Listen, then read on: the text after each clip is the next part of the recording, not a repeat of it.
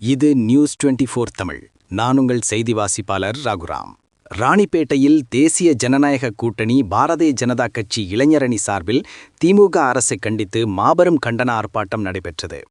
ராணிப்பேட்டை மாவட்டம் முத்துக்கடை பேருந்து நிலையத்தில் தேசிய ஜனநாயக கூட்டணி பாரதிய ஜனதா கட்சி இளைஞரணி சார்பில் போதை வஸ்துக்களை கட்டுப்படுத்தாத திமுக அரசை கண்டித்து மாபெரும் கண்டன ஆர்ப்பாட்டம் நடைபெற்றது.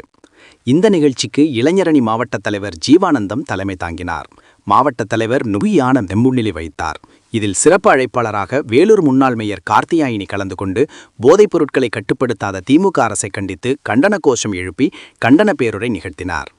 போராட்டத்தில் மாநில செயற்குழு உறுப்பினர் தணிகாசலம், ஆற்காடு சட்டமன்ற பொறுப்பாளர் குணாநிதி, ஆற்காடு மேற்கு ஒன்றிய தலைவர் விஜய், லோகேஷ் உள்ளிட்ட பாரதிய ஜனதா கட்சியினர் மற்றும் தேசிய முற்போக்கு கூட்டணி கட்சி நிர்வாகிகள் என 100க்கும் மேற்பட்டோர் கலந்து கொண்டனர்.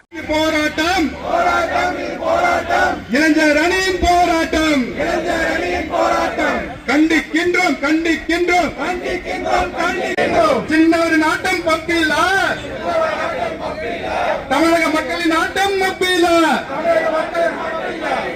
சின்னவர் ஆட்டம் மப்பிலா.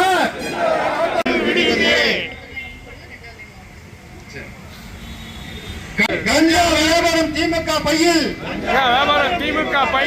5 ஆண்டு ஆட்சியிலே, 50 ஆண்டு பாதத்திலே,